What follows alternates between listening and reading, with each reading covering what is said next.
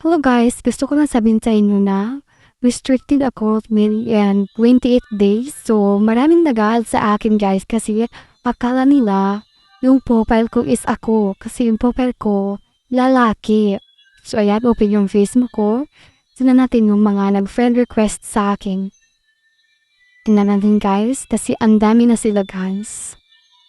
Ayan, scroll down. So, ayan yung mga friend request sa akin kasi akala nila yung profile ko totoo. Kaya hindi ako makapag-change ng profile kasi restricted ako within 28 days. Oo, hindi ako maka-change ng profile. Kaya pasensya talaga, hindi ko kayo ma-accept kasi trans talaga ako, hindi talaga ako lalaki guys. O ayan, diba, ang dami na nila. Sobra talaga, ang dami na mga lalaki din at saka yung mga babae nag-aal sa akin. Kasi yung profile ko hindi ko ma-change.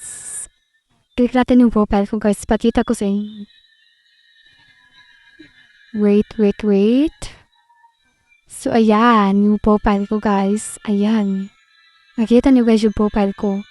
Diba, lalaking lalaki tsaka ang pogi guys.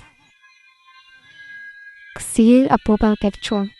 So ayan, yan yung profile picture ko guys. Makikita yung gwapo. Pero yung totoo guys, ayan o. Ayan. Taran! Taran!